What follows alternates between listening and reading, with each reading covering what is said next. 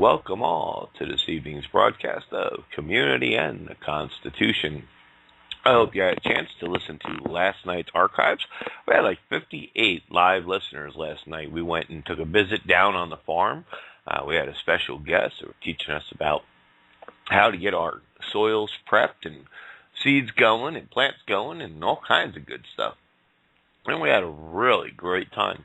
Tons of information. I know I took a whole bunch of notes. I'm sure others did the same. Hopefully we're going to have Ed back as a guest again throughout the summer as he has time available to join us here and keep us up to date of how our crop should be doing at this particular time, how we need to start preparing our next step for harvesting and how we want to go about harvesting those seeds and getting into canning. And then come around August, when we'll be ready to start prepping our winter crops for those of us in the South here. So we'll be covering some of those topics as well. They'll be random, but I will try to get some advertisement out in advance to you guys. So that may not always be the case. It may just be like last night, last minute prep time and everything worked out just right to the first day of spring. And we were able to put a show together real quick for you guys on that. Again, it is now the second day of spring. It's here. It's arrived. Hope everybody's been real busy doing their spring cleaning and getting ready for an exciting summer, I hope. Trying to get away from the law side of things this time of year, as we do every year, and focus a little bit more on community, what we're doing in our communities, how we're getting along with our neighbors, what in general are we doing to make our lives easier, to work together, to become a unit, a family unit. Once again, the things that have been lost and stolen from us, and it started in the family, of course, where the unity got divided. And that's what we need to repair. We need to repair those divisions before we can move on to our neighbors. But exciting times ahead, I'm sure, with barbecues and get-togethers. And if you haven't done one in the past, maybe you should consider throwing a block party. They're real easy to do. You don't have to worry about permits or anything. You just let your neighbors know, hey, this weekend, it's a long weekend or whatever the case may be. When you get together and do some barbecuing, you pull the tables down and roll the barbecues down to the end of the driveway. The kids get together and they play ball or do what they're doing. Everybody brings kind of bring your own type deal. Yeah, hot dogs, hamburgers. Somebody else will bring chips and potato salads or whatever the case may be. And everybody just gets to co-mingle, if you will, socialize, get to know a little bit about each other. I'm very fortunate because in my area and my little neighborhood, we do all know each other. We know our kids. We know when somebody new is in the neighborhood, especially if they have kids, because we have young kids. So, kids are the first ones to hook up and meet and bring the parents into the picture. Oh, this is so-and-so's, met them at school or wherever they may have met along the way. And, of course, from there, then you go meet the parents. So it's an ongoing thing. It's a lot of fun, but you got to take the effort. Don't be afraid to make that initiative for unity in your household, especially in the summertime or any time when you're not have that big, hard, busy schedule. Because whether we're working or playing and running our kids from one event to another and sports and the calendar just seems to be nonstop. You need to take a break. When you have that downtime, either between sports, between gymnastics or dance or whatever your children may be into, you got to take that downtime and the quiet time. And sadly, usually when we do have the quiet time, quite often we may end up in front of that damn box, whether it's a television, a video games, a computer, some sort of electronic device. That's not communication. That's not solidifying your foundation of your family unit. And you have to have that solid foundation. Once you have that established, everything else falls into place. It just makes life so much easier. And for those who are kind of new to this and don't know how to go about, maybe getting started, I used to tell this story years ago when I first started doing radio, many, many years ago. And believe it or not, it sounds crazy. But if anybody who's known me by now knows that, hey, everything I do sounds a little crazy until you actually try it or you actually study it and read it. Well, this is, again, on that line of, sounds a little crazy. You get up on a day, you're going to be a day off, right? Get up a little bit early while everybody else is still sleeping in. Don't even get changed in outdoor clothes. Stay in your pajamas, whatever. Go and make the coffee, make a nice breakfast. Then when it's all done, they all get up, and you wake them up, and here we go. Come on, let's we're gonna have breakfast time. After breakfast, you clean up. Now, of course, at that point, they're gonna want to get changed into their daytime clothes. They're gonna probably want to go out and play or whatever. So it actually works a lot nicer if it's a rainy day. Because then they're kind of trapped to the inside to begin with. But sometime after your breakfast and everything's cleaned up and everybody else is kind of off doing their own thing, which might be the norm, whatever the norm may be for your household. When everybody's caught in their norm, okay, whatever it may be, that's when you want to go off again on your own. Don't say a word to anybody. And if you don't have to use this particular board game, it's one of our favorites in my household, and it's great for young kids because they get to learn, all kinds of great educational stuff just from playing the game as well. But you go and you set up a Monopoly game, and you set it out for the amount of people that are in your household. So if there's 3 of you, you set it up for 3 players. Or you, so on and so forth. And you don't say a word to anybody. You all of a sudden just start having your own party. All right? You roll the dice. You move the guy around, right? Oh, I'll buy that. Boom, boom, boom. You pay the bank. You get thing. Now you get up and get into the next chair. And you throw the dice for that player. And you move that player along. And you have a party of one. Okay? I've never seen it fail yet. That by the time I get around, all 4 chairs or all 5 chairs or whatever the case may be, that I've not already had one after another filling up. Because the kids will be, well, what are you doing? Because you're in there making all this racket, having this good time. And they'll walk by us, what the hell are you doing? I'm playing a board game. You guys are all busy playing your computer stuff or, video games or whatever. I felt like playing a board game. And they're like, well, hell, I want to play. Well, come on, grab a chair.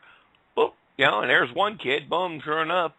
The other one will come wandering around a few minutes later, wondering where everybody else is at because they just realized, okay, where is everybody? Because they're not around. And they finally pick their head up out from in front of that electronic device for a minute. And they'll wander off to the house, or maybe after they'll get up to get a drink or whatever. But at one point, they're going to pass by and hear the commotion that's going on, and they'll be like, what are you guys doing? Why come you didn't invite me to play? Well, you were playing your video game. You want to play? Grab a seat. It doesn't take long, folks. It sounds crazy because you're up there in the beginning by yourself. And don't say anything to them. Don't make it seem like... it's a reverse psychology thing. If you go out and ask them, hey, everybody, I'm playing a board game. Who wants to come play? They're going to be like, I don't want to do that. Who wants to play this or who wants to do that? I'd rather just play my video game. So don't even put yourself in that position. Just set it up and start playing.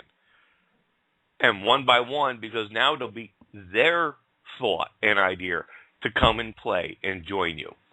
And then you guys just spend the rest of the day as a family playing board games, even if it's not Monopoly, whatever, maybe another board game, whatever your family has and enjoys doing. And you can end up spending the rest of the day sitting around as a family, playing games, interacting together. And then if you have it in your budget, of course, instead of worrying about cooking dinner or preparing dinner and that you order a pizza. And it can become a regular habit. We often have at least twice a month, if not more, we have game day in my house. And that's what we do. And there's also times where over the weekend, which usually does turn into, and it kind of goes together with game day, is my little one came up with this opposite day.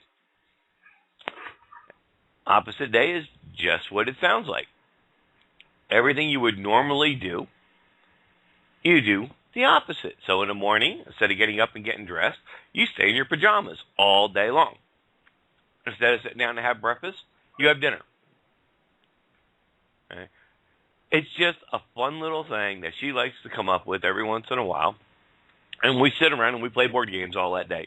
Or do puzzles. Or, we all interact together doing something. It's just another, game. It depends on the age of your children, obviously. But it's all these different things that you can come up with and create and invent together. But until you can really start growing together as a family unit and have that foundation, that's how you're going to open up the communications. If you have communication and your children are comfortable covering any topic or subject that may come up, and it's how you react to those different topics and subjects that makes all the difference. Okay? We don't tolerate liars in the household. You got a problem, I can tell it's on your face, and I'll ask you what the problem is. You can tell me. I don't care what it is, but as long as I hear it from you, if you did something wrong or whatever the case may be, it's going to be handled in a different manner than if I found out from somebody else. Because if that's the case, then look out. I got teenagers.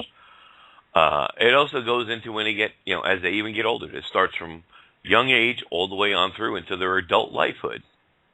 You're teaching them valuable moral lessons. But if you don't have that communications open, you don't have that solid foundation, one of these days your kids are going to be old enough, and they're going to be out with their friends, and somebody's going to end up drinking. Or your own child may end up drinking. And my kids are taught from the start, don't drink and drive. Call for a ride. Stay where you're at. I ain't going to ask you any questions. If you're not comfortable calling me, or depending on where you're at, if you're closer to somebody else, call another family member. But do not get behind the wheel and do not get into a car with somebody else who's been drinking. But if you don't have that communication line open, what are they going to do? They're going to be more influenced with the peer pressure than they are of their own lessons that they have been taught and learned. They learn by example. We don't drink, so we don't have that problem there. If I have a beer, you can't say we don't drink at all. I mean, I have about a 12-pack of beer a year, so equivalent of one beer a month. As far as myself goes, my wife, she will, when we have guests and company over that come visit us. We're down in Florida, and we have a lot of relatives up in New Jersey. Her mom and them enjoy a glass of wine. So when they come down to run vacation and spend time with us, my wife will sit around, and her and her mother, and they'll sit around and they'll have a glass of wine or two. But other than that, there's no alcohol in the house. There's no drinking. We just don't drink. So we don't have that influence, that particular habit that the kids are going to pick up from us. But they also have been spoken to about it. If you're going to go out, you're going to go out and drink. There's nothing I can do to stop you. I don't care what the legal age is. Hell, I grew up on, I come from an Italian background, Italian family there. We grew up 5 years old. You had a little glass of Yago Sangria with dinner at 5. You know, this is why drinking was never a big deal to me, because I grew up with it. You wanted it, it was there. You didn't want it, you don't take it. You know, it was never denied us, so we never had that excitement of, hey, it's my 18th birthday. Well, back then it was 18. Now it's 21. Hey, it's my 21st birthday. I got to go out clubbing and get drunk off my ass. And then I'm going to climb into a car with 4 or 5 other drunken friends, go up the road and kill somebody or possibly myself. But it all begins at home with a solid foundation. If you have your children with a solid foundation and you trust them as they trust you, that will follow in every aspect of their life. They will more quickly come to you with a problem than their friends, and that is the ultimate. You know, instead of go talking to your friends about it, who may give you, you know, poor advice or one-sided advice, come and talk to me. Come and talk to your mother. You're not comfortable about a particular topic? Go talk to your aunts and your uncles and your cousins. You know, but bring it home. We're here. We're going to love you unconditionally. We may not love everything you do and the choices you make throughout your life, but you're a part of us. You're part of our family. And we take care of our own. We may not like everything you do, but we're going to support you in every decision that you make, provided that choice and that decision is a well thought out and informed choice. With that, good evening, Jose. Good evening, Jesse. Thank you for joining us this evening. How y'all doing? Good evening, Doc. I'm fine. How are you, sir? Hey, Doc. Hey. I'm doing all right. I wanted to say spring in Florida, good deal. Up here in West Virginia, where I'm at, only about 40 miles from Kentucky, we got snow. We got a whole inch of snow. It started off okay. I mean, the day, last night, there was no clouds. Today, it's freezing out there. We had snow today, too. That makes you feel better. Oh, good. Yeah, now that makes me feel better. I was a little cold today. How's that? Any help there? No. No, just probably about 70 today on average. We hit the 80s or mid 80s today. Well, I was wanting to get onto that planting thing. I know the wife likes to have a garden outside and stuff like that, and I'm not going to do it by myself this year. This year, I think I'm going to invite her to help. There you go. I don't know. It's just one of those things. I know she likes doing it, so let's see. Let's see what she knows. This would probably be our 3rd or 4th attempt at her having something green outside growing. She's good at the roses thing. But I frankly like the little garden idea a heck of a lot better.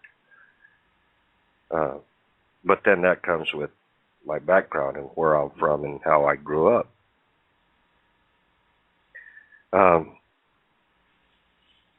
So, yeah, I kind of enjoyed the show last night. I enjoyed listening more than anything.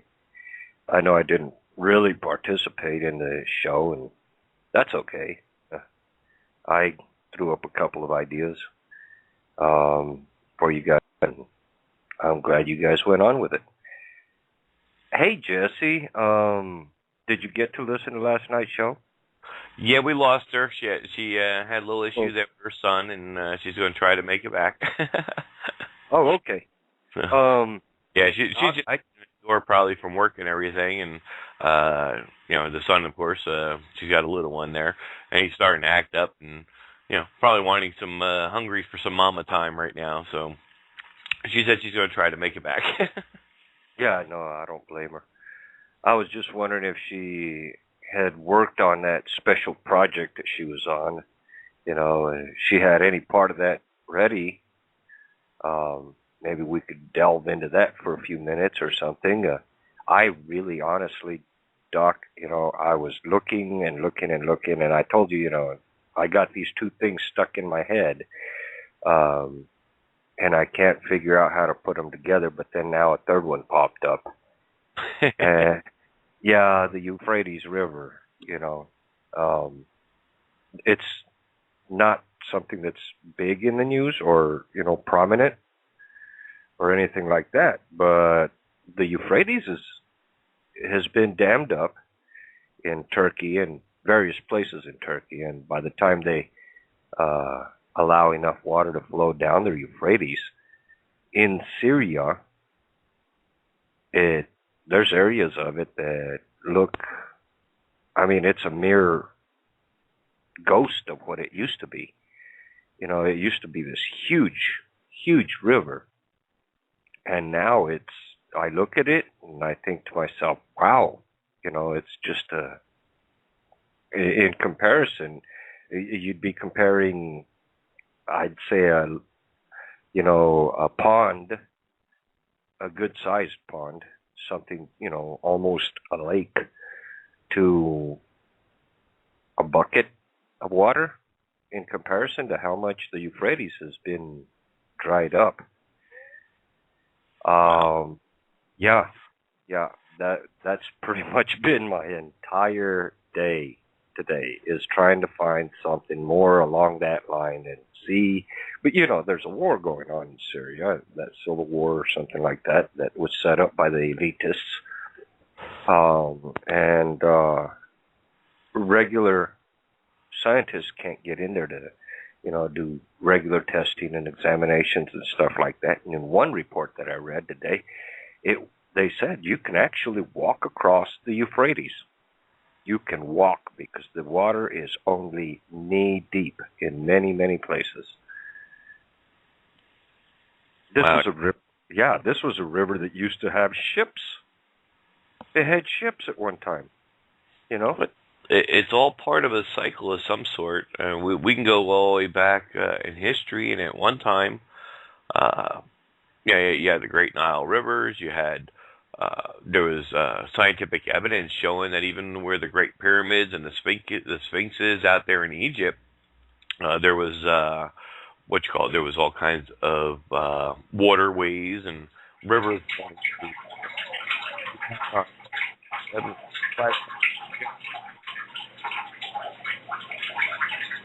Hello? There we go. How you doing, caller? Am I on the air? Hello? Yeah, we can hear you. Oh, there we are. That was quick. Alrighty.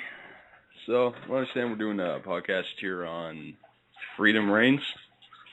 Yeah. What's the subject? Well, we usually cover law, but this time of year we go in the first part.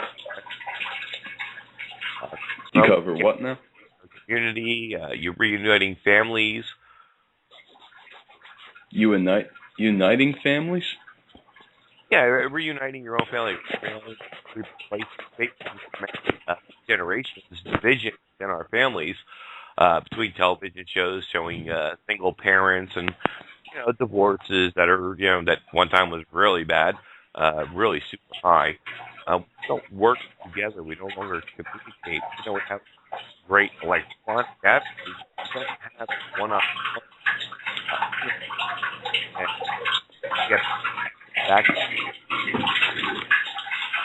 I'm sorry, I got a bad reception right now. I'll call you guys back. Okay. Hey, thank you. You're welcome. Yeah, you had water or something running too in the background there. That was interesting. It's always good to have somebody pop in. But yeah, there's Florida here, Jose, where I'm at. If we weren't a peninsula, we weren't surrounded by water on three sides of our little state here. Little state, yeah. Florida is probably one of the largest, definitely the longest countries is in the Union. But if we didn't have all this water and ocean surrounding us and all the constant hurricanes and thunderstorms and rains, I read something a long time ago that where we're located on the map by latitude and longitudes, we would actually be a desert because all the other places that are on this same latitude or plateau or however the scientists look at this stuff, it's not my cup of tea, are deserts. And Florida literally would be a desert if it wasn't for being completely surrounded by the ocean waves and, having all the storms and hurricanes we have. The other advantage too, a disadvantage and advantage to it that's keeping us from becoming a desert, we're actually sinking into the ocean. We have been since the beginning of time, ever since the great continent separated and we were, Florida was left as the tail end piece here from the divisions. The Florida shelf, as it's known as, which was originally dry land, extends out some 200 feet, I think, and in some places it's estimated by miles. It's some miles by miles, some 20 some odd plus miles at some points, even further out. That at one point, which was part of Florida, was dry land. So that's underwater. Now, of course, it's not like something you can measure yearly or by somebody's lifespan. The scientists take care of all that kind of stuff for us. But, it's just interesting that I did see that with the scientists some years ago. And we got another caller on the line here, maybe the same one on a different phone line. Let's see if we can get him back here. 519, you're on the air. Hi there. I believe I called recently with the laggy connection. How you doing? Glad to have you back. Glad to be back. Were you guys able to hear me fine? Because that's my new phone, and, guys are one of the few people that first called, and just making sure my phone's all right. Were you guys able to hear me okay? I'm good on my side. It was like... On the other phone? Something. Okay, good. Now, what was the topic? I couldn't hear you guys. Well, we're doing sort of a current events type thing, general. Right this moment. We might step into, I don't know, something more specific later on. Current events? Yeah, I was mentioning the Euphrates River is seeming to dry up, but, they can't get any real scientists in there or anybody to get a picture of it at this point in time because of all that war going on in Syria. Yeah, areas like that, we can't really touch because, no scientist really wants to risk their life for the work. Some do, but no one wants to go extreme measures. And you got all these rebels in that area, and it's just untouchable. You can't nuke them out. You can't clear them out. They'll only make the situation a lot more worse. Yeah. But, the topic I'm interested in is when the god dang are we going to get out of this gas and oil means of transportation industry and move more into electric and hydrogen-based vehicles? I mean, they're so much more efficient, and they already made vehicles that are so inexpensive, electric vehicles, and that nobody takes interest in them. I mean, they can save so much money. Right. And little to no pollutants. And even at our local malls and that, they have free electric cars charging stations. So you're basically getting free fuel to go to the mall. Actually, really? Where are you guys at? Where are you located? I'm in Canada. Oh, well. We haven't had that here by us yet. I'm like, I haven't seen that by us yet. We have the cars, but I haven't seen the charging stations out at the malls or anything. Well, you do know that Tesla had a car that on his own setup, what he did is he went and he removed the internal combustion engine out of it. He put in a electric motor, put his own electricity generating thing in there, and he ran up and down the road just fine. And he never had to charge it. This is the point. He never had to charge it, and back then you couldn't. But with his inventions, he had all the juice he needed to run that car wherever he went, wherever he wanted. That was back then as well. Yeah, that was it's technology that has been around forever. My stepdad, I've spoken about this on the radio many years ago, and on and off when a topic comes up, especially we're talking about vehicles. I'm sure many of you have heard about the batteries that NASA uses up there at the space station, on different satellite units and the Range Rovers and the rockets and the shuttle and so on and so forth. Well, that particular design and all, my stepdad was actually part of the inventor of that. He was part of the creator. He actually used to work for NASA before he retired many, many years ago. And he did it for an automobile. It's a little tiny black box. It's a battery. It never needs to be charged. It will run a car for 100,000 miles on a single charge. One charge, 100,000 miles, and the car used to maintain 80-some miles an hour without a problem. Now, how expensive would those things be to install in a regular vehicle, though, like in a regular electric vehicle? It takes minutes to install it. It's just like installing a regular battery, really. The problem is the reason they wouldn't do it for the general public and the reason why it only takes a single charge, it's actually a small nuclear cell.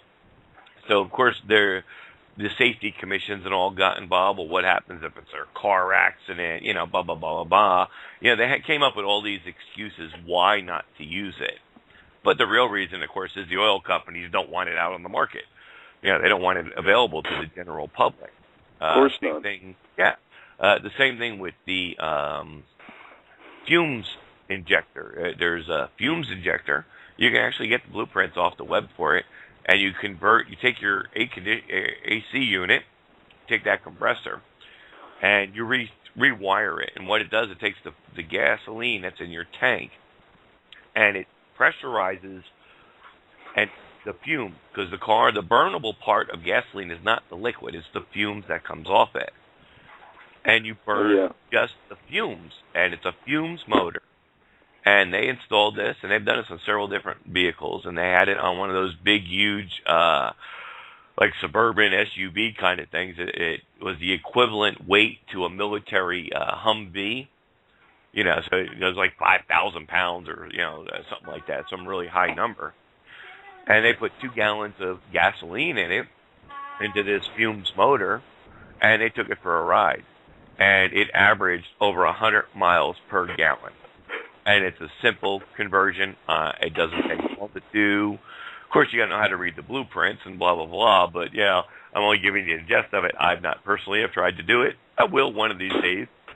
Just to check it out. I know it does work.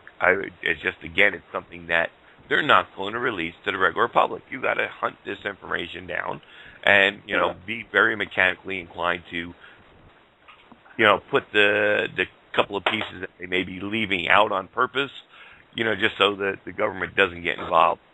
But then there's also the one back in the 70s. Again, my dad was involved in a gas-powered, another gas-powered motor. And that one, he had designed back then, it was a large 8-cylinder, big V8, no problem. Full speed-wise, get all the speed you want out of it like you would any 8-cylinder motor, and with just a couple of tweaks here and there and whatever else he may have done, I don't know. And that was doing 70 to 80 miles per gallon. So the technology has always been there. The problem is, the people do not run the governments. The corporations run the governments. The governments are corporations. And they, hey, I can't sell a whole bunch of oil, and Exxon can't make $1 gazillion this year if, to contribute to my campaign if I go ahead and release this kind of information and technology. So the big oil companies buy up these patents and lock them up in a system so they can't be mass produced. But they've had the technology all along. We've had the hovercrafts. You can go out and buy one for about $4,000. They ain't the most fuel-efficient vehicle, but the aspect of it, if you know anything about hovercraft and its capabilities, you can go over land, water, whatever, anything you really want to travel over. We use it for and fun. That's just the first step into your, flying vehicles of the future, if you will, type of design. There's also, there's just so many things that can be done. Same thing with starvation. I teach aquaponics. Math and garden growing. You can be in a one-bedroom apartment, and I can still feed you for a year on a small little area on a bookshelf. There's no reason anyone on the planet should suffer from starvation. None whatsoever. I just have another quick topic here that I want to discuss. Now, in terms of freedom in that, I know this is a whole different into the electronics industry, but in terms of the EA, Electronics Arts Industry, implementing their DRM, their always online feature for the multiplayer games and single-player games now, you cannot even play a single-player game anymore without having to be online. You need internet connection. I know they did that for the Sim City, and everyone rioted over that. EA is, they've been a company for a long time, EA Industries. They made a lot of good games. Like, I'm even playing an EA game right now. But quite a few months, actually. Yeah. The EA, though, has gone to hell and back. I mean, first they put in their, you got to pay for your multiplayer pass if you buy a game used. That's a bit understandable. Like, they're trying to get their money they deserve from their games. But this whole DMR crap, they say it's stopping piracy. They can't say in which ways it actually. Everyone is disagreeing with them. Like, how is it stopping piracy? A pirate actually managed to make the game offline. You can't stop the piracy. They're just using it as an excuse to gain as much money as they can.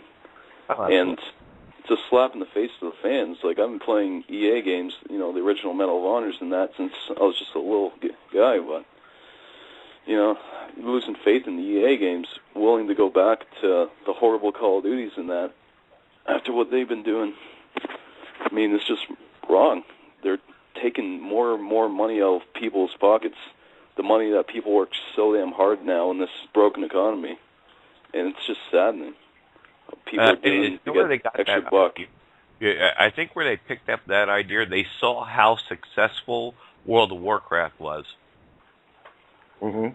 And is, Oh, yeah. Well, they saw the success of that with the constant monthly membership or, and if you come back from my generation, go back to my generation, actually, my generation started to get away from it.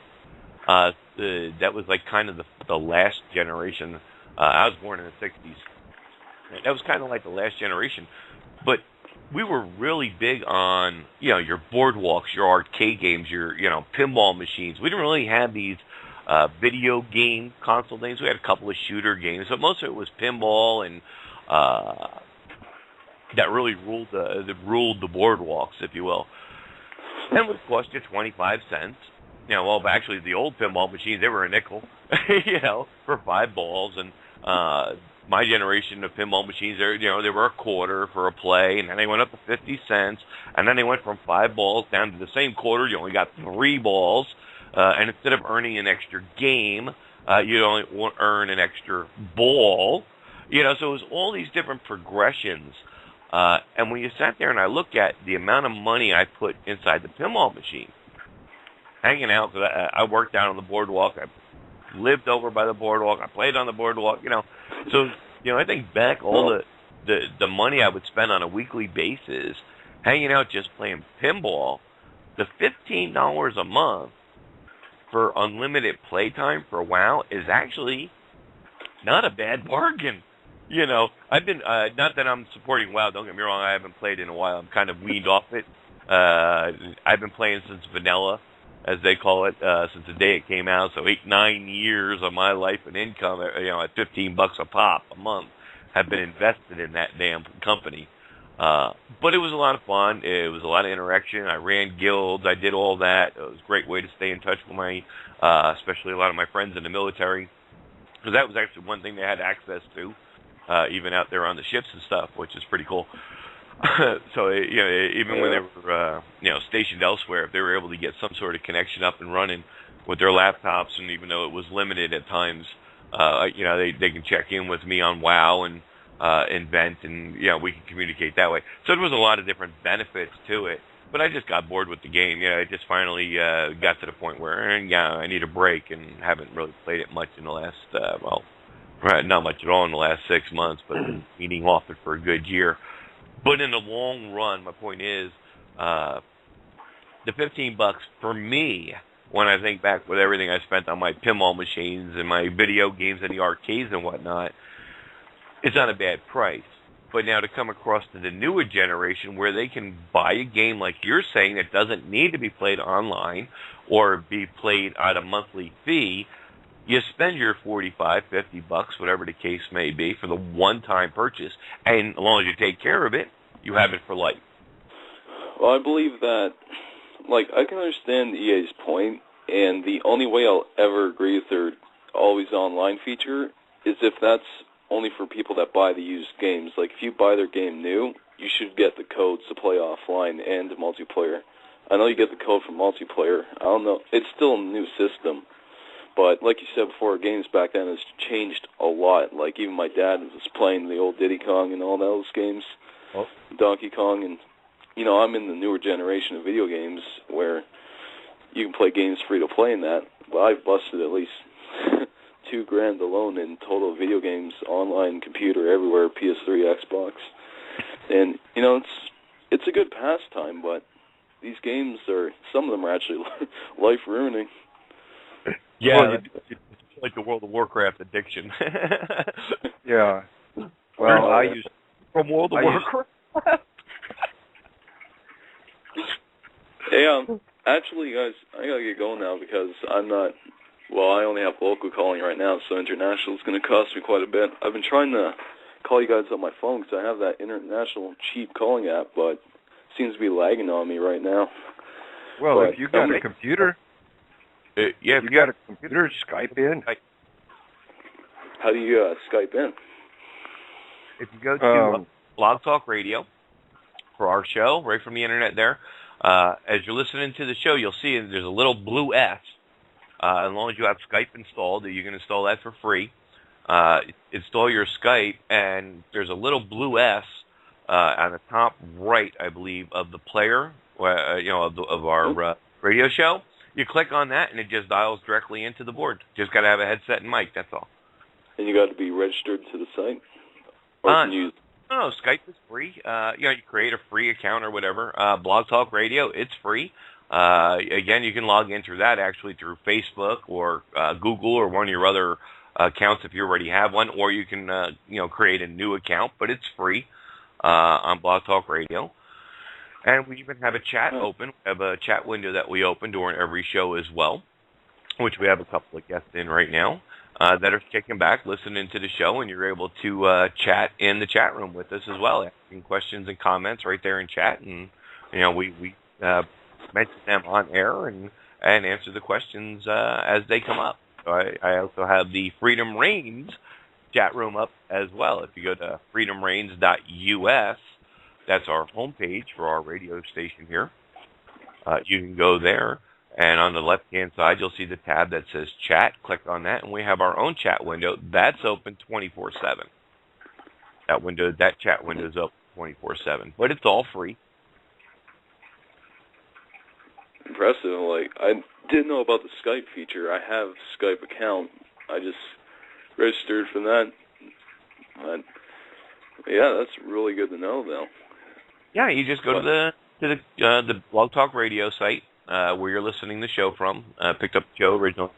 You go right to that site there, and you'll see the little blue S. You click on that, and that'll dial you directly into the studio board here, and I can see you there, and you type in what your name would be, your nickname or whatever it would be would show up, and I can get you on air. All right. Well, thank you very much, guys, for listening in and discussing with me. I fully support this blog talk. Very informative and lots to talk about. Very interesting. I'm going to keep on listening here. No, we greatly appreciate your call. All right, thank you very much for your time, guys, gentlemen. You're very. Thank you for joining us. Hey, take care. Bye. Bye now. Oh, cool. We had a live one tonight. Yes, we did, and that's great. And that's what we need, folks. I don't care, as long as you have something to say and you're polite about it, we can hit any topic. That's the beauty about our show, being about the community, whatever's on your mind. If you got a question or a comment, you have some thoughts or an idea about something, you're into something else besides like your mainline career, whatever it may be. There's many people out there too that teach different kind of health issues or different kinds of gardening and growing, and you're only limited to your imagination and what you want to share. And that's what our show was always about. We teach the law side, but that gets boring after a while. You get all the information. The basic classes, if you take the basic classes we had on Wednesday night, which we start those up, and we do them for about a month or two, and then we leave them alone for a year and go back to them. Because if you got the hunger for it, you're going to have enough there to take you through study time and discovery on your own, because it's a fantastic and exciting journey when you go down that path, to last you a year or more. So I don't need to do it every single day, twice a week, and just cover law. But at any time during any show you have a question or a comment, it doesn't matter what we're talking about. Bring it up, or put it in the chat room so we can address it for you. Shout out there to Please. Good to see you again, as always. Missed you last night. We had a really great show. Hope you had a chance to listen to it in the archives. We had our first day of spring show on gardening, and Ed came and joined us from the farm and gave us some fantastic information. So I hope you had a chance to check that out. But it's always good to see you here and joining us in the chat rooms over there on Freedom Reigns. Josh has joined us over on Blog Talk Radio, as well as a couple of guests. And it's always good to give a shout out to you guys and spending your time with us here this evening. The drought issue, Jose, is how are we doing just here in our own union for the last year or more? We've been the farmers have really been struggling, and I was watching a news report just the other day, matter of fact, on that particular subject, because I guess in some of the states around the union, or county, and maybe it varies by county, I don't know, for these farmers, they're limited. They get like a budget of X amount of gallons per year or whatever for their crops or something. I guess it's regulated of how much water, and they're still waiting to hear how much water they're going to have available, I guess, to them this year for the crops. Because it is great drought that we've been in. Are we starting to see any recovery from that at all with all the snow we have? That's a good thing. I think Jesse was the one who brought that up during the show yesterday. Being up in the mountains, all that snow, while as the weather warms up, that's fresh, clean water that comes, rolling down the mountain pretty much throughout the year as it's melting and feeding the aquifers and watering the plants and the farms and whatnot. Are we seeing any improvement in that aspect that you're aware of? Well, it's sort of a double-edged sword. There's a yes and there's a no.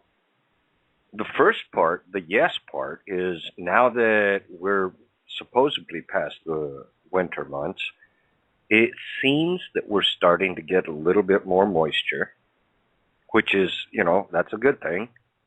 And so there's the hopeful yes. The problem being that there hasn't been enough moisture, which later on throughout the year, and most big farmers know this, some farmers, small farmers know this, if you don't get enough rain, if you don't have like a river or a lake that you can pump water from over your land, you have to go deep well. You got to tap the aquifer for the water that you need. because you know what? You buy the seed. You might buy the seed late in the autumn, and you got to pay for it. But then come springtime, if you can't plant it, and that's where that sits. On the other, and if there's not enough water, and you don't have a way to tap the aquifer, what your land is going to do is it is going to, well, Dry if you're up. in, yeah, it's going to either dry up and get really, really hard, and then you're going to be plowing through some really tough soil if you get to come back from that. Because bouncing back from a big lull like that is not easy, and it is nowhere near being entertaining at all. I mean, it's hard. It's one of the worst experiences. I've had to bust through caliche back home, and that's pretty much the way it was when I was over there in Texas with family. They had a small field that needed to be busted up, and okay, I'm on a tractor over there. Back home, it was pick and axe, but it's pretty much the same thing. When clay goes hard on the top, it's like a rock, and caliche is rock. I don't know. The last 3 or 4 years have got me really worried about agriculture here in the Union. I mean, to start off with, there was that big thing, with let's see, 2010. I think the summer of 2010 was like a little bit extra hot, and the winter was normal. And then comes to 2011, and I think that's the year where we had all that, practically the entire West Coast, all the trees and forests burnt down or something like that. Lots of forest fires. At one point, there was like 6 forest fires going on the West Coast. While Yeah, I remember that. Dead center in the very middle of the Union, massive flooding. Well, of course there's going to be massive flooding. You got all this fire. You got the smoke goes up into the air, collects water vapors, and it's got to come down somewhere. So it was coming down right in the middle of the agricultural, or what we call our food basket, right? And so, the East Coast, it was getting a little bit of moisture, but not really normal type stuff, So it's drier here. It's super wet over there. That one guy, I'll never forget the picture of this guy's house and this big, huge berm all the way around. And then all the way around that berm, it's just lake. Wow. Yeah, I remember. There's a picture of that. It's just so memorable, though. When you have something like that, yeah, it creates some really good topsoil. But the problem is that water soaks so far down into the dirt, into the earth, that when all that water finally runs off, almost a whole year later, you still have X amount of feet. And this isn't measured by inches. I'm talking 4, 5, 6 feet of dirt that is just soaked. It's pure water. It's in driving a tractor over something like that. You might as well just go drop the tractor into quicksand. Yeah, you go drop it in. And you can't plant in that. We were talking about that last Sunday because I was asking about my concerns here. Because this is a lot of it's new to me, and as we were talking to Ed yesterday. And that's what my concern was, not having enough water and more so over-watering. Because if your water table is a little low, the roots have the chance, will go down to the water table. They'll grow deeper to get to that water. But if that water table is too high, you get that root rot. And then nothing will grow. It's just too wet to get anything to grow. And so it is like that double-edged sword you were talking about.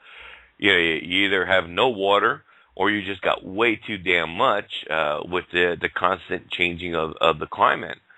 And because our agricultural area can't relocate as easily as it could back in the day. It's like, all right, well, hell, the central union is flooded, and we know we can't use that land for growing for a couple of years now. We just pick up that whole farm and rely on another farm, because somebody else has got another, 8,000 acres. They can grow there. That now all of a sudden that land is available to grow. It has the proper conditions to grow. Well, with communities and industry coming into the South and everybody building up, and every time you build a house, you develop a business or a community or anything like that, you're losing all that land as far as for the large commercial base growability. But the one thing you'll always have, and the one thing that you can always rely on, and you must, and this is a bad habit we've all gotten into, we've talked about this for years, you must rely upon yourself. Community and the Constitution is working together, working as a unit, getting with your friends and neighbors. But if you're looking at freedom, you have to look at that reflection in the mirror and point the finger there, because that's the only person to blame. For any of your situations, you only have you to blame, be it lack of education, lack of ambition, lack of knowledge. And if you lack those things, you change. So you're no longer lacking in those categories, and you turn it around. Now, food prices, because of the large drought we've been suffering here in the last couple of years, is getting through the roof. That's why it's so important, and why I stress so hard this year. I'm going to be pushing. If you guys haven't started, you're already behind the 8 ball, but that's okay. You can catch up. If you got any grass, land, area at all, and you got no food growing, I'm sorry, turn that lawn over and get it planted. Food is more important than having a well-manicured lawn. Completely. All right? You cannot be free and independent if you cannot feed yourself. Now, this, and I used the example last night. You can be a multi-millionaire. Kick back, hey, I ain't got to worry about it. I got $1 million.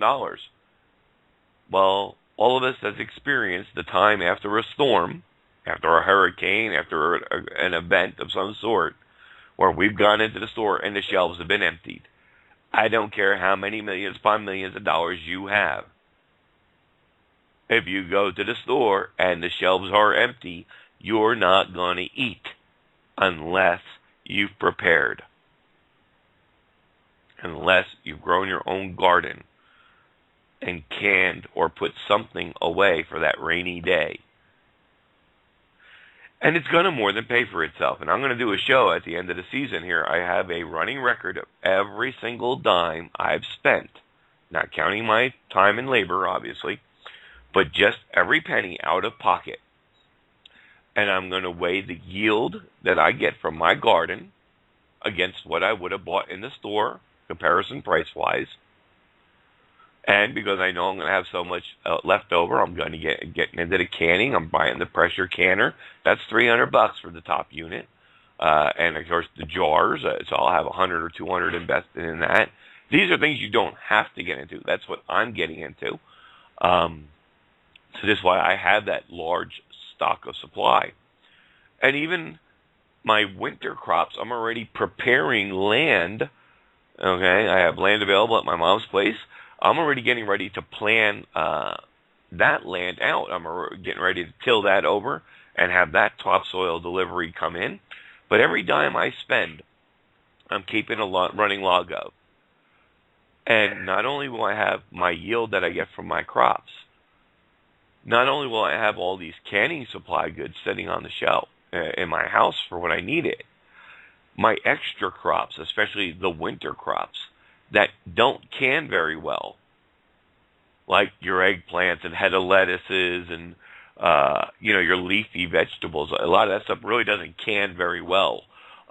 So those kind of things, what I can't utilize myself and consume, between barbecues and my salads and whatnot, what I'm not able to keep there, I'll take that one crop at the end of the year, almost like a commercial farmer. I'll cut that whole crop down. I'll go over to my little local market here, which already have farmer market guys around by me. That's all they do is sell produce from all the different farmers in the area. And hey, look, make me an offer. I just cut down my crop, give me $1 a head. And they can more than double their price on it. I make a quick sale of it, and that income that I didn't have before, that product now is not going to waste because I couldn't can it and I couldn't consume it, and other people are getting the benefits of my labor to growing, and that money goes right back into my budget. And right now the bet is, I just started yesterday, being the first day of spring. The bet is by 1 year from yesterday, so 1 year, I will show a significant profit. And I'm going to bring that to the airways and share that with you guys. Don't be afraid to get started. Every penny that you put into the ground for growing is going to be returned to you back in your pocket tenfold. Minimum. Okay? Especially with the food prices today going through the roof. With the droughts that we're all facing, the big farmers are facing. The product, if they can grow it, it's minimal. And when something is less in quantity, the prices go through the roof. It's just not available like it used to be. And what is available is going to cost you. So why spend all that money and worrying about and hoping that, hey, we're going to have a good corn crop so I can barbecue with corn on the cob, or worrying about having a good lettuce crop this year, or whatever the case may be. But the trick is, that last night we focused on tomatoes because it's such a versatile fruit. You can do amazing things with it. Even if you don't like tomatoes, there's so many other products that you can utilize it for. Just in cooking and as a natural tenderizer, steamed tomatoes, over pork, tenderizes the pork, even if you don't like to eat the tomatoes themselves afterwards, It's just it's so many things you can do with it. Tomato sauce, ketchup, you're only limited to your imagination.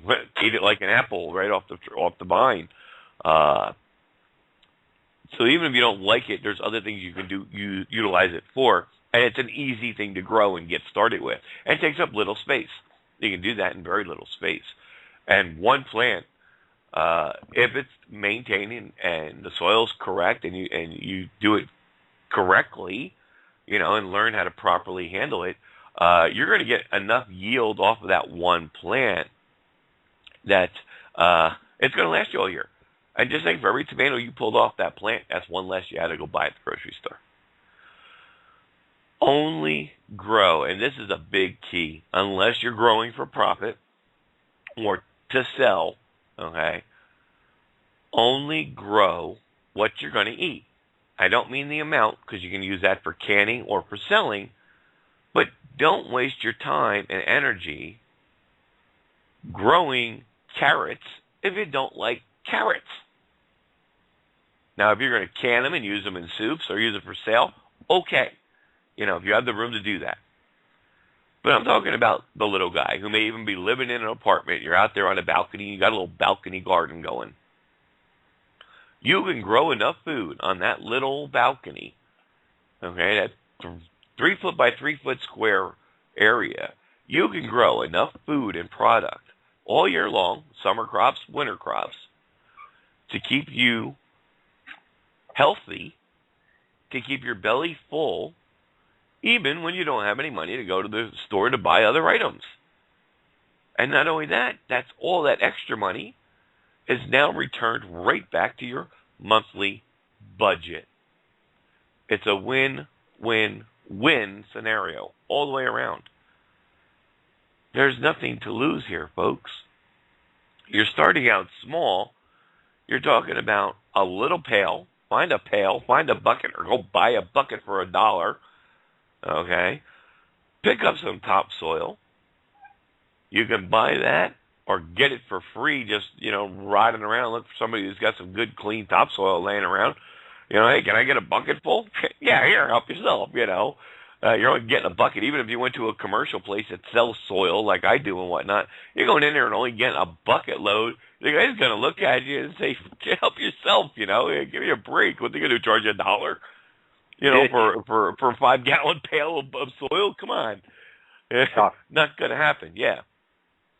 They can always find a ditch.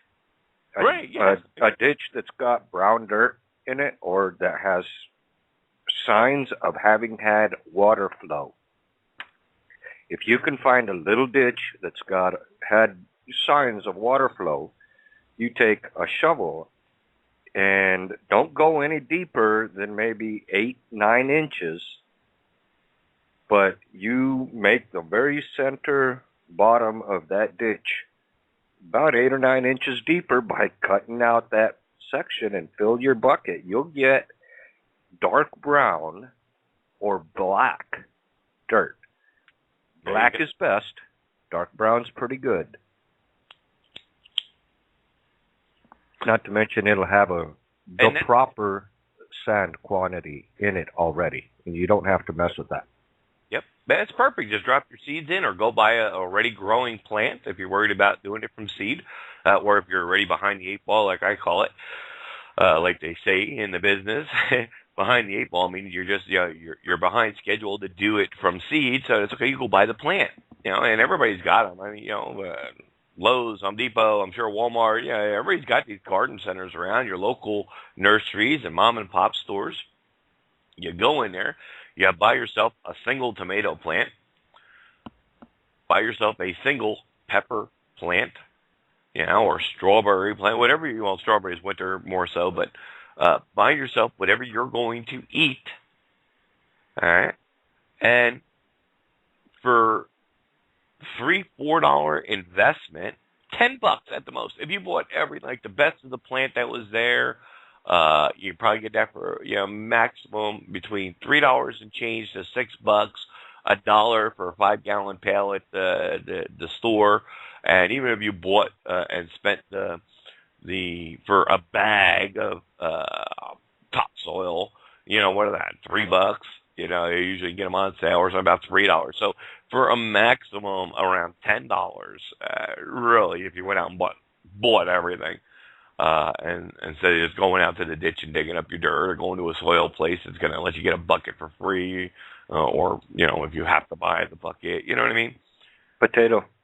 Yeah, minimal investment. You buy a bucket. There's your tomato plant. Buy a second bucket. Same thing. There's your whatever you grow. Cucumbers or peppers or combination of a 5-gallon pail, folks. You realize that out on your balcony in your little 1-bedroom apartment, and the beauty about being in a bucket.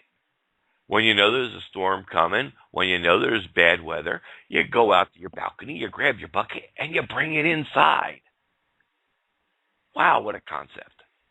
Okay? The weather clears up, the sun's back out, grab your little 5-gallon bucket, and you pop it back out on your balcony. And you can, with plenty of room for you to still sit on a chair and hang out on your balcony, you can put side by side, starting in the one corner, 2 to 3 5-gallon, depending on the width of your balcony there, 2 to 3 5-gallon pails right there. Takes up no room at all. You're going to lose all of, 8 inches, maybe a foot at the most, off your balcony. And you can get 2 to 3 buckets right there. And if you want to put another row of buckets, that gives you 4 to 6 buckets. That's 4 to 6 different vegetable products that you can grow. And if somebody... And you'll have plenty of food to live off all year long.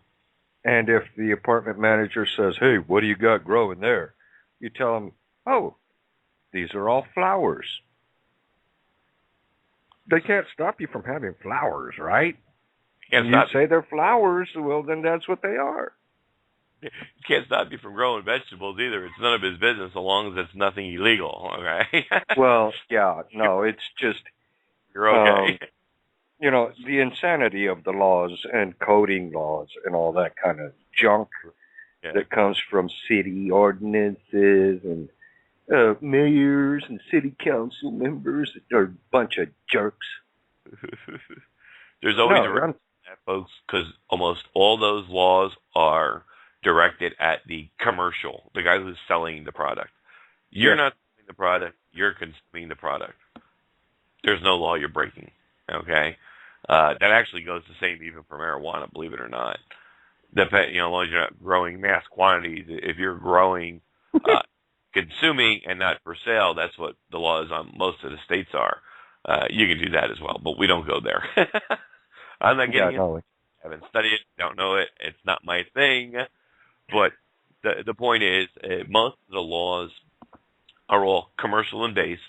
Keep that in mind. If you're not selling anything, those laws do not apply to you, especially when it comes to food. Doc, I just wanted, you started in on the 5-gallon bucket thing. I wanted to just say, most everyone I know eats potato. And sometimes you might have left, I don't know, a potato in the pantry for too long, and it kind of starts getting these little buds on it all over the place. That is the perfect time to go outside, cut the bottom off of an old coffee can, one of these plastic coffee cans, if you will.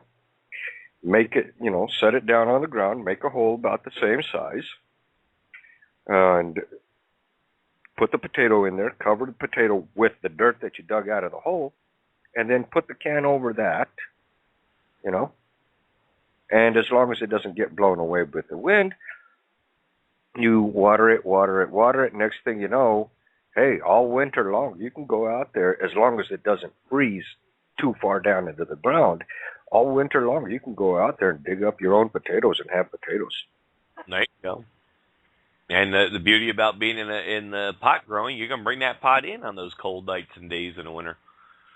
The bad snowstorms are coming in, and you can grow all year round, folks. That's the point. It's not like, oh my God, it's only spring. It's spring. I can only grow, a couple of months out of the year, and then what do I do the rest of the year? Well, even if you're not canning in that, if you time your crops and rotate your crops correctly, just even using the 5-gallon pail theory, not theory, but fact, use the 5-gallon method, you can have something growing all year round. There's warm weather crops, there's cold weather crops, there's crops that'll grow in your house. Okay, it doesn't need that. They don't necessarily need that all day direct sunlight to produce. Get your stuff going, which is the other thing I'll be picking up here shortly. Your herb garden going. Okay, now you got all your own fresh herbs, for cooking and whatnot. They're right there. You don't have to go out and buy that stuff. Everything is going up in price. Just to go to the store and buy spices. I have a fairly decent sized spice rack because I like to cook. My son likes to cook, so we have a fairly decent sized selection of spices.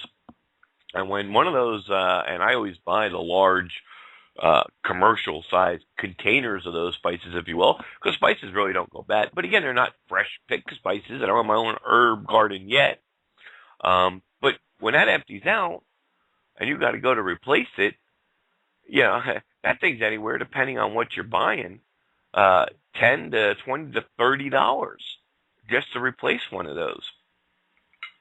Even if you bought the little tiny normal size household jars of spices at your grocery store, they range from $3 to $8 for that little tiny jar.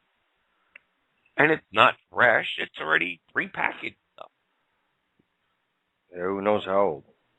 Herbal air garden kind of deal, sitting right on your kitchen counter. Grow it in a pot and hang it from like a hanging pot, so it's not even taking up counter space. You can hang it in a basket. Get a hanging basket and do an air garden. An herbal air garden, I think is the proper term for them. And you can do it in a hanging basket, and you got fresh herbs growing in your house all year round. Makes your house, your apartment ever smell fantastic. And you got all that cooking spices right there at your fingertips.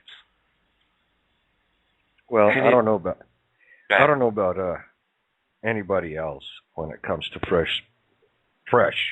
I do mean fresh picked spices, But out there in New Mexico, wherever you see sage, you will find oregano and a few other, varied spices if you know what you're looking for. And it's not hard to find. It's real easy to find it. It's all very easy to pick because obviously, it's a plant. You pull the leaves off of it. Now, with sage, it's a little bit tricky. Sage, it's a very strong smelling spice, and it's, you don't really dry it out. You basically kind of crumple it off of the plant. And with oregano, you pull the leaves off the plant. But the point is, the difference between fresh and store-bought is so amazing. It really is. I don't know if you've ever had, or if anybody's ever compared a store-bought steak right next to a fresh steak from this morning. But I have. And I gotta tell you, the steak from this morning beat out that store-bought steak by miles in flavor and in nutrition. When, I don't know why it is that steak and all that kind of stuff, for some odd reason, people think it's better aged by at least 21 days. That doesn't make any sense to me, because I would think it loses a lot of its nutrition. The more you age it, the more nutrition it's going to lose. Yeah, actually, that's the way I always thought, because we used to do the fresh kills out there on the farm. Yeah. Once a year, and man, that stuff was great. But I've also heard from professional growers and commercial farmers, believe it or not, the longer you can age it, and of course it has to be done in the right conditions, though. This is the problem. We eat with our eyes first, and that's part of the problem, because we don't see where our product comes from. We only see the end result, what's sitting on the shelf in the store. The reason, even after it's aged 21 days, it looks so fresh and red in the package is because of carbon monoxide that they pump into the package, okay, and the preservatives that they use. If you sold it before, okay, before it got packaged and sent to the store, you wouldn't want to go near it, all right? So I'm not trying to gross anybody out here. If a proper way to actually make the perfect, like, corned beef or something like that, you need to hang that in a proper place, cool, dry place, per se, or whatever you want to call it, all right, and let it age for a year, okay? Yes, it's going to get disgusting. It's gonna smell and stink probably. It's gonna be green and nasty and covered in what looks like mold and all that stuff. It's gonna be the most disgusting thing you ever saw in your life. Well, it's the same thing with any piece of meat. After 21 days, when it's up in what they call aging, believe it or not, if you saw it before it was all trimmed down to that pretty tender steak that you got, you wouldn't go anywhere near it. It looks gross. Okay. How long have you ever taken a piece of meat and put it out on the counter? What happens to it? You left it out overnight. It smells. It's nasty. Well, imagine it sitting out for 21 days. You wouldn't touch it.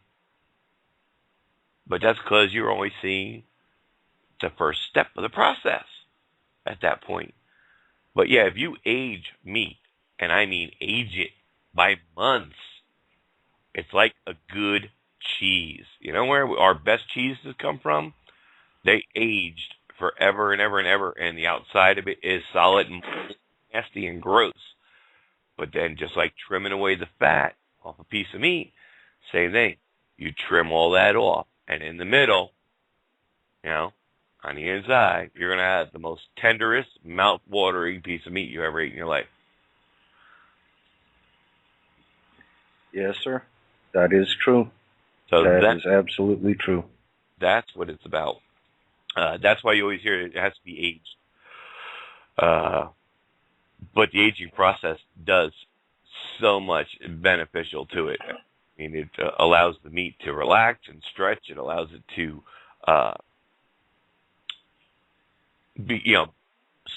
become flavoring. It becomes flavored at that time. There's so much involved technically that's involved in all that. I don't know. I couldn't help you with all that stuff. We'd have to get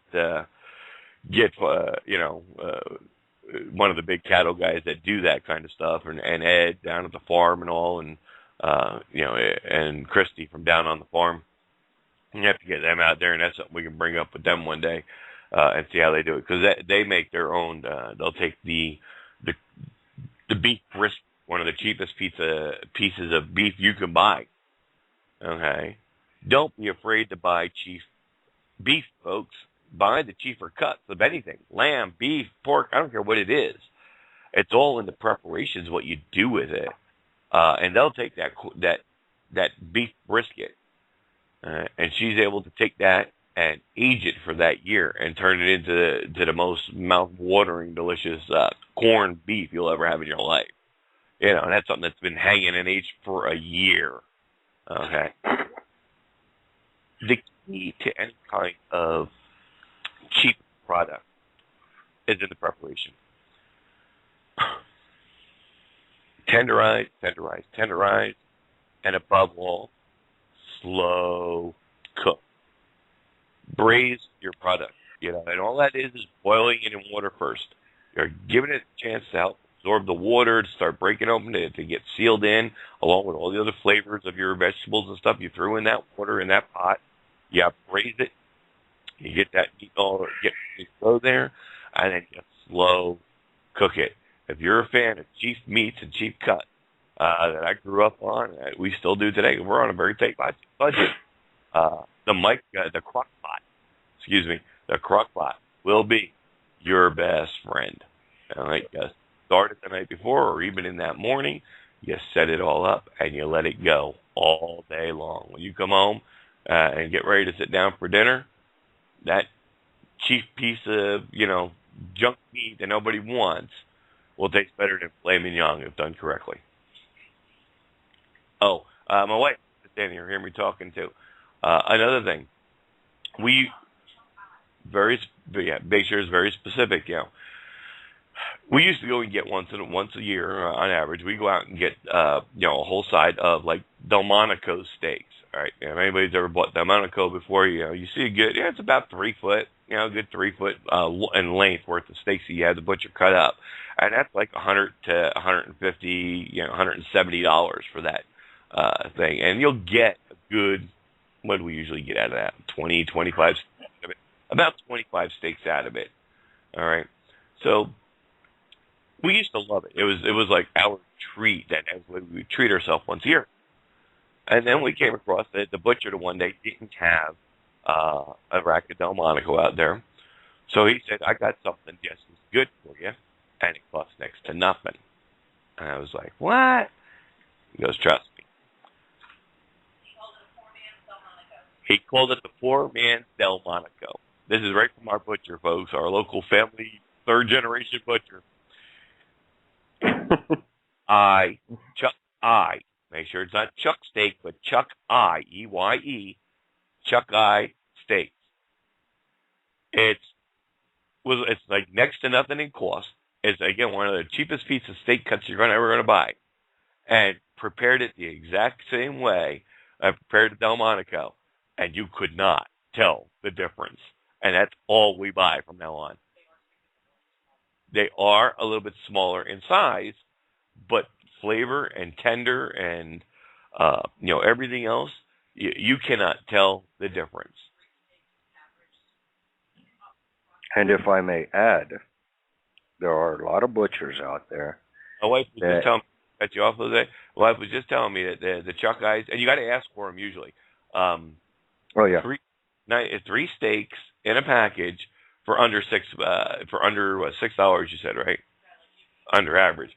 Now I can eat 2 of them, so it's still $4. You know, my wife, she eats just the one, but you just check around. It's still cheaper than buying the $200 Delmonico or the $200 filet mignon. You know, that type of deal. And you can cut it with a butter knife. She said. Go ahead. I didn't mean to cut you off. No, that's fine. No, I was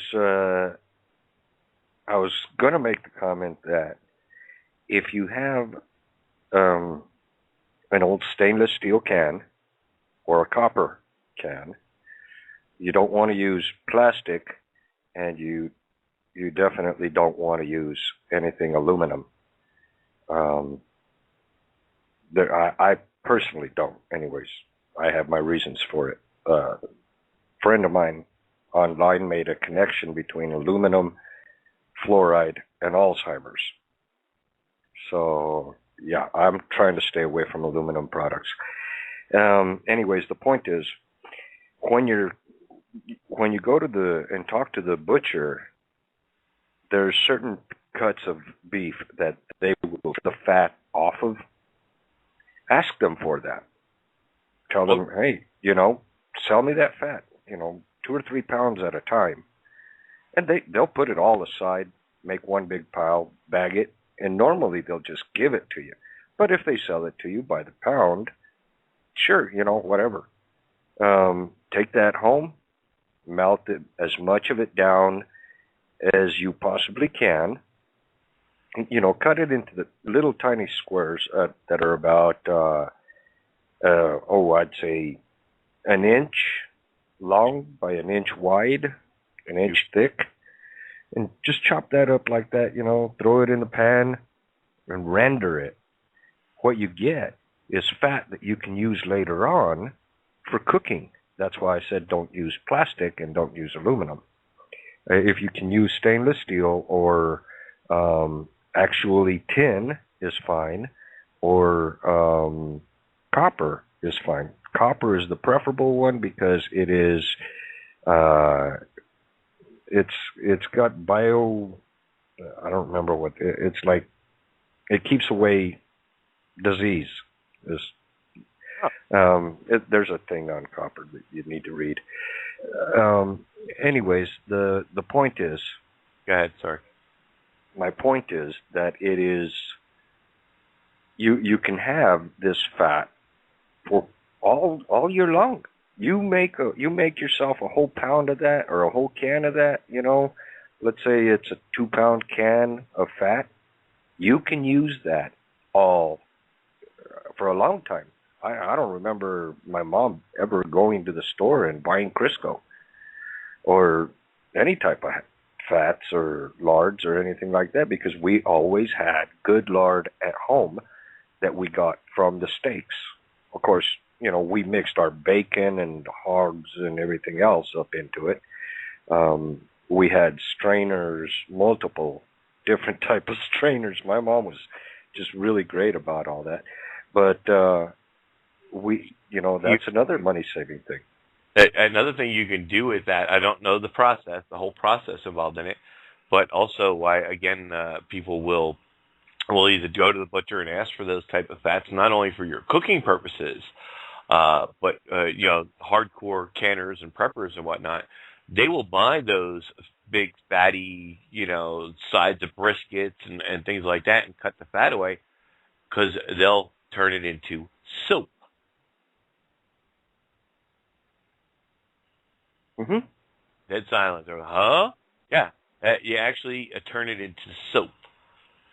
Yep. It starts with a T. I forgot what it is that they're actually taking off the fat, and they're taking, and I'm pretty sure it started with a T. They're taking something out of it as they cook it down or reduce it, whatever they're doing, and they actually turn it into soap.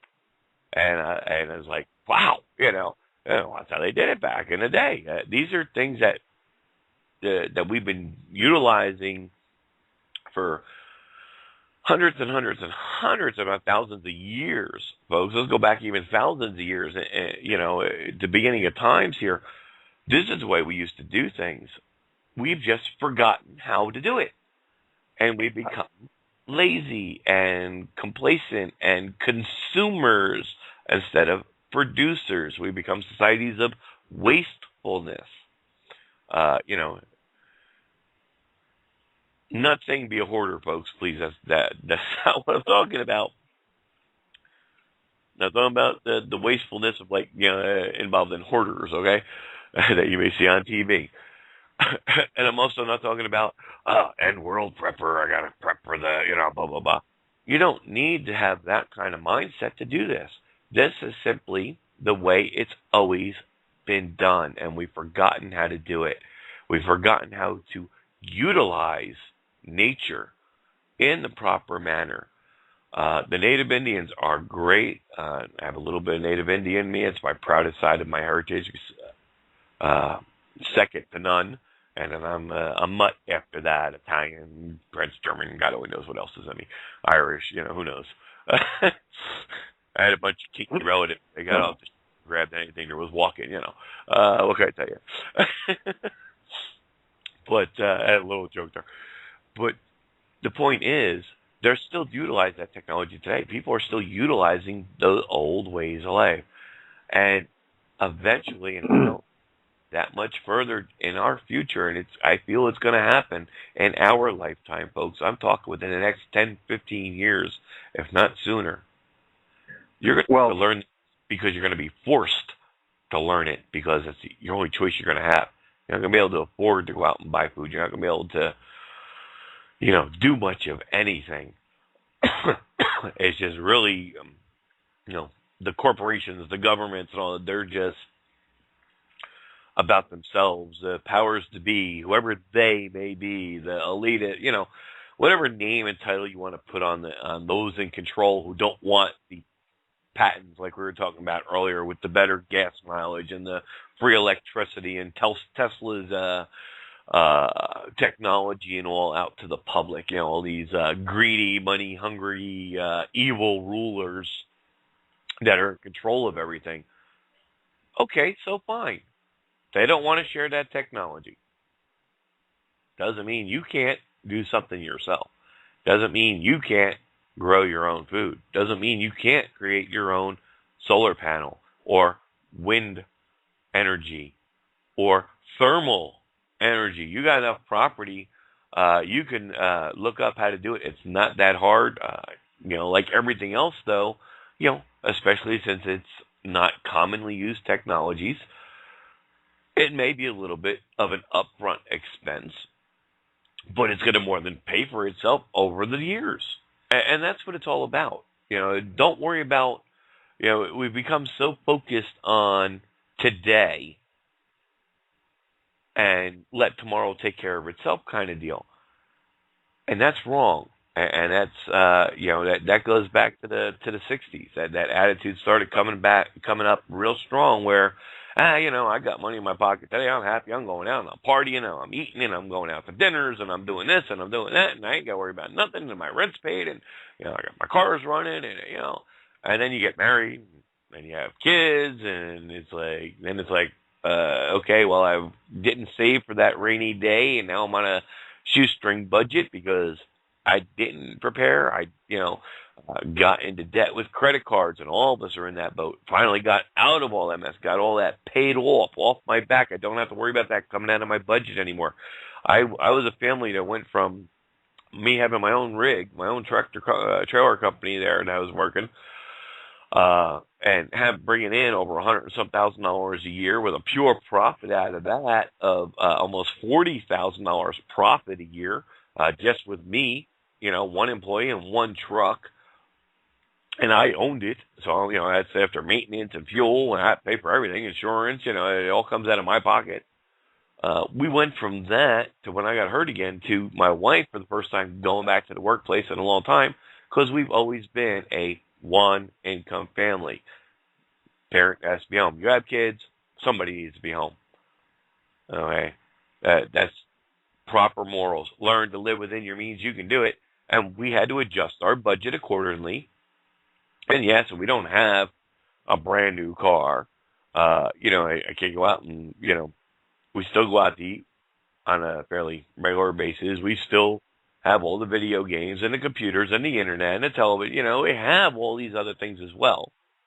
Okay? It's not like we're wanting for anything, but we're able to do it on a budget that was almost literally cut in half. When she first went back to work 6 years ago, she started about $22,000.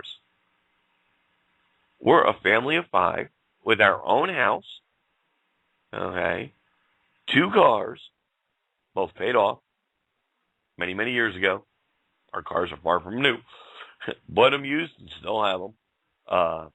And we had to go and return to a tighter budget, lived on $22,000 a year. Now we're bringing in about $26,000 a year. However, it hasn't improved the budget because also over these last couple of years, although her income has gone up slightly, so has everything else because the economy's tanking, so prices of everything else is going up. Well, now the prices are going up quicker than the money's coming in. Now the reality is, okay, I got to keep the roof over my head, and I know that in the near future, if I don't get something growing, if I don't get something put away in my pantry, we're not sure if we're going to be able to put food on the table. And we're not the only ones in that boat, folks. And more people are finding themselves in that position today. Many are becoming homeless because they couldn't learn to live within their means. And that's what it's all about. You know, we all get that big starry-eyed look. Ooh, I'm going to go buy a brand new house. Look, the housing market is great. I can go buy a 22-bedroom mansion. You know, look how cheap it is. And then, you know, it's okay because you're going to turn it around and flip it to make a profit. Or all of a sudden the tax bill comes due at the end of the year and it's like the market crashed and, oh, shit. I got a pot to fucking piss in. Okay? Well, because we bitch, there's nothing wrong with, and find ourselves living these extremes. You don't need that new car. You don't need to buy that 32-bedroom house. Okay? Well, people are greedy, Doc. You know, I mean, seriously, you take a look at, I'd say the last 10 years. People that have graduated school in the last 10 years, they're socialists. A good majority of them are socialists. There's a lot of them that still know about the Republic, and they probably learned about the Republic from their parents, you know, and they know that the Republic still exists or could possibly be out there somewhere in the haze because of their parents or because somebody they knew told them about it. But the whole rest of them, I'd say, you know, probably a good chunk of Chicago, they think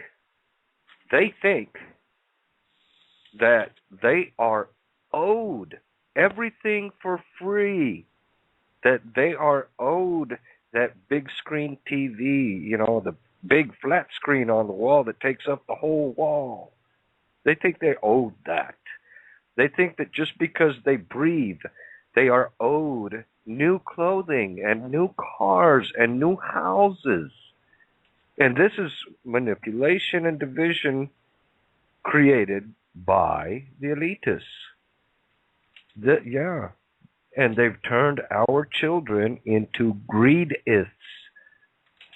A greedist is the exact definition of a liberal and a Democrat and a socialist and a communist. They are greedy. It's not that they're selfish, because if they were selfish, they would only want the things that they already own. To be selfish is to want what you have, to want to keep what you have, to earn your wages or whatever you're getting, and to go out and buy what you want. That's selfish. There's nothing wrong with that. That is not a bad way to live. There's absolutely nothing wrong with being selfish. Being greedy is where people go and they steal, or they think that they are owed something, so they just go out and take it. You know, that's bad. Being greedy is a horrible thing. Well, it all comes down to, again, looking at the reflection in the mirror. Who cares if they're greedy? Who cares about what they are doing, folks? The bottom is the only person responsible is you. Self-reliability, self-responsibility. Get the knowledge, that you're lacking to help take care of this. I missed a couple. I had missed the one chat room. I apologize for that. Please is in the chat room, and he's been putting information there in for us, and I'm going to share that with you now on some of the things we have hit already this evening. And Please was saying that he agrees with Jose. Aluminum and fluoride are to be avoided. I also stay away from Teflon cookware. Note Teflon is a brand name of PTFE, which stands for polytetra fluoroethylene. Yeah, it's ethylene. Emphasis on the fluoro added. I was also letting them know that, yes, there's actually has been a new law passed that I believe by 2014, all new products, all cookwares and whatnot, must have all Teflon removed. Congress has passed a law on that. It passed a law a few years ago on it. It's only been making its way out to the public for the most part. But the companies have been made aware of this, that they have until maybe the end of this year or whatever. Any new products that come off the line must be Teflon free. He also commented, remember I was talking about that soap, the T word I couldn't remember, was tallow, Tallow. And he put a question mark because he wasn't 100% positive. But when I saw the word, it did trigger the bell, and yeah, that's what it is. Tallow. That's what it's called, that they take from the fats and they turn in and make the soap out of. So thank you very much for that information. That's why it's always great, having Please here. He's so knowledgeable with us a long time, and always you're missing out, folks, if you don't join over there in the freedomreigns.us chat room. A lot of times you do miss out on some great conversations and great information that is taking place, and we try to do our best to share it with you on air, just in case you cannot help us or join us for the live shows and in the chat room. But try to encourage you. Please come over, join us in the chat rooms, either over on freedomreigns.us or right here on Blog Talk Radio. You can only comment, though. Lots of guests we always have popping in and out. You can read the chats as a guest, but you cannot comment unless you're logged in. It's free to create the account, or you can log in using the same login information you use for your Facebook, Google, and many other online accounts. You can use that exact same login information. There's an icon for that. You click on the icon and simply log in just like you would Facebook or anything else. I want to see Sarah has just joined in. Good to see you. We missed you yesterday. Haven't seen you popped in. Coming in on the late hour there, just getting home, I would assume, or having the time to join us. Oh, she just popped out. Hopefully she'll be back. Well, I will say, when you're making homemade soap, okay, there are a few things that you're going to need. Obviously, if you've ever seen the movie Fight Club, there is a way to make soap without having to use lye, but that's a different story. The lye method is quicker and tends to be a lot easier, although it's slightly more dangerous because you use lye and water, and lye and water equals a lot of heat. And if you get a little bit of lye on you, and it just so happens, or lye water on you, oh my God, that's a burn. And it's a chemical burn. It's not just a regular burn. So you've got to use vinegar to dissipate it, or you can use baking soda. Now, basically, homemade hand soap, the way you test the final product is, does it float? Does it float on top of water? Just ice? No, I just out there. Dove, D-O-V-E, the Dove soap. It's the only soap that floats. Yeah, it's an actual soap. It's a real soap. It's not the other junk. Yeah. Anyways, you can make it smell good with coconut oil or whatever you want. I don't recommend putting fragrance into homemade soaps because I think they work better without it. But my mom used to make them. My aunts and grandmother made them, and I was there for both processes, and they didn't vary. They really didn't. I mean, it was all lye soap, and you can wash your clothes with it. You can wash your car with it. You can wash anything with it. You can do your dishes, or whatever. Please, Now, just be honest, Jose. I got to apologize, everyone. It was ivory that floats, not the dove. At least that's what he thinks it is. It could be. I mean, I just remember having one of the soaps that either was ivory or dove when we were kids, and we used to carve it into boats because it was the only soap that floated. And we used to make homemade little sailboats and toys and whatnot out of the soap. So, yeah, I think it was ivory. Yeah, I think it is too. I think it was ivory, not dove. But it does float. It's a real soap. He also makes comment that oatmeal is used in a lot of the natural soaps. yeah, oatmeal also helps kill a little bit of the burn from the lye. If you make a soap and it's rich in lye, when you go to bathe, sometimes you can feel the heat from the lye, on your skin and stuff, and it can get irritating. It can be very irritating. That's the soap that you might want to use on heavily soiled clothing, such as stuff that's got, automotive grease and automotive oils and that kind of stuff. It's good for removing those things. On the other hand, if you make one that's very mild and, really foams up really good and stuff, yeah, use that one for the kids and the face and stuff like that. But the plus is, this soap, it's so natural that you can actually, if all you do is wash your hands and face with it, you take that water, if you can. Now, from where I come from and the way I do things back home, we use a small pan, and it's about 16 inches wide and it's about 7 inches deep, and that's where we wash our face and hands from, and that water would get used for plants. In one spot of my property, I had in one of my houses, I should say, I've got the line from the sink runs straight out to the garden. It runs to the higher part of the garden because all that water, with food particles and soap and everything, it all goes into the garden, and it actually adds nutrition for all of my little gardening needs out there. I'm not there, and I couldn't do that here anyways because I'm on the side of a hill that it all just run down in the street.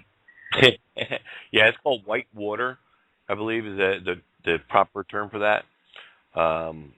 And yeah, you can do that. We have our own septics and what they call laundry interceptors. If you have a septic tank, put a laundry interceptor in. All that is I put my own in. It cost me less than $100, and I did it myself. It took me all but an afternoon to do.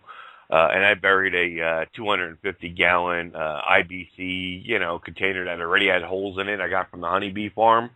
When I rode up there, said, "You got any containers with a hole in it?" And he goes, "Yeah." I said, "Well, give me the biggest one you got." It was actually, I think it was 250 gallons, the damn thing. And I said, "How much you want for it?" He goes, "Give me $20." I said, "Good deal." So I bought it for $20. Came home, had my buddy, which saved flavor. He had one of those little backyard backhoe kind of deals, and he dug the hole for me. Dug the hole down. I used my drill with a drill bit, and a small drill bit, not a very large size drill bit, and drilled 1,000 holes in the damn thing. Went down the road and got a load of gravel. Got some gravel from the same guy I get my soil stuff from. Went over there and got a load of gravel from him. He charged me leach. Huh? You're making a leach pit. Yeah, well, what it is, you put the gravel in. I put the tank in there, and put some more gravel, around it.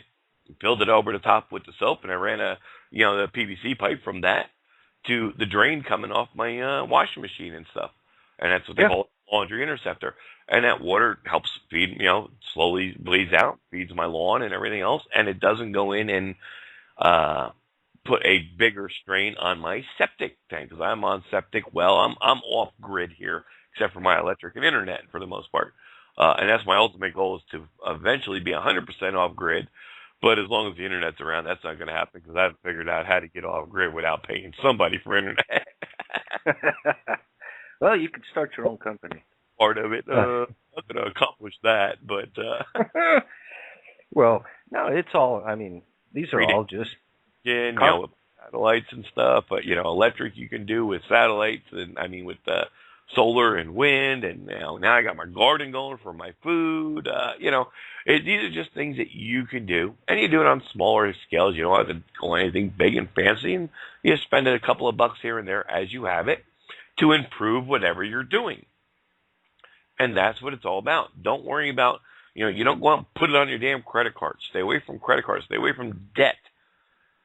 You can feed a family of 5 like I do on one income of under, $20-some thousand a year, making I think we're at $26,000 this year, $26,000 a year. You can do it, and do it with still being able to go out to dinner once in a while, and still being able to buy the new video game and have gifts open for Christmas and, things like that. But it's not easy. And you can't do it if you have debt. You have to pay off your debt. The only debt I have is my mortgage. Okay? Right. That's it. I'm not worried about that debt. It's a constant bill out of the top of the budget. Boom. That's it. Other than that, I don't worry about the plastic. You save it for that rainy day. You buy it in pieces. You're going to need this, and this in order to build a solar panel. Well, I got $20 in my pocket today, so I can buy the wood for it to frame it out. I got another $20. The next week, okay, I can buy a panel. I can buy buy it in pieces. If you have to, little by little. Then you don't have it all coming out of your pocket at one time. And then after a few weeks, you sit down in a weekend and you put it together and build the damn thing. Please put in on a related topic. I restrict my use of antiperspirant because it's my understanding that your armpits should be unclogged to enable certain toxins to escape from your body. That's very, very true. Yes, it is. What's the first thing we do? We take a shower to get all the dirt and crap off of us. We get out of the shower, we dry off, and what's the first thing you do? You go grab a stick of chemical to put on your body. And it's mostly wax. It's garbage. Yeah, it smells pretty. What do you think they make cologne for, okay? Okay, if you got a problem with perspiration, yeah, right, I understand. It's a little embarrassing, so you might want something to help with that. If you do that, do it. Don't do it at night, no matter what. Don't put anything on your body at night. Take a shower, get the junk off you, dry off, get dressed if that's what you do, and then go to bed, when you go to bed. Because it at least gives your sleeping time, that 6 to 8 hours you may be in bed, a chance for your body to breathe, to get, allow it to recuperate. Have you ever seen those papers that they draws out toxins and stuff? You find it in Oriental stores and stuff. You actually put it on the bottom of your foot. And it almost looks like toilet paper, but a little bit thicker, obviously. And it's just sitting around and whatever. You just put it, it's moist, and you put it on the bottom of your foot. And then after, whatever they say, 10, 15 minutes, you take it off. And it's black. That ain't from dirt. It's pulling the toxins out of your body. And the more you use it, the paper becomes. Well, it's the same thing with your armpits, folks. Same thing with your head. Okay? You lose the most heat off the top of your head. That's why in wintertime you wear a hat. Keep that heat in. Why it's important to have a clean head. Because your natural oils coming from your head and your hair clogs your pores. It also contributes to acne issues. Now, acne is not going to get it from eating chocolate and all the other crap. It's hereditary, folks. However, oils will cause blackheads and acne. So that is a contributing factor in acne. But for the most part, it's hereditary. It has nothing to do with what you eat. But very important, keep these chemicals off your skin. Everything you put on your skin, especially something that's long-lasting, like an antiperspirant, okay?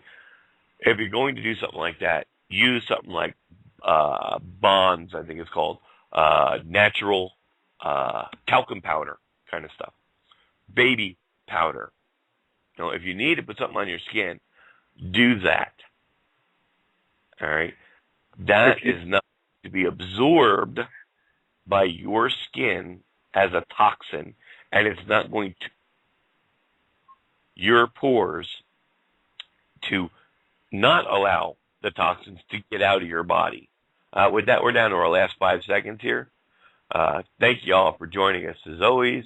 God bless everyone. Be safe till next week, and we will see you back here Wednesday night. Jose, say good night, brother. Good night, brother. Oh, I love you, man. I look forward to always our conversations. I'll talk to you later on in Skype. Everyone, thanks for joining us, and we will talk again. Until next week, good night.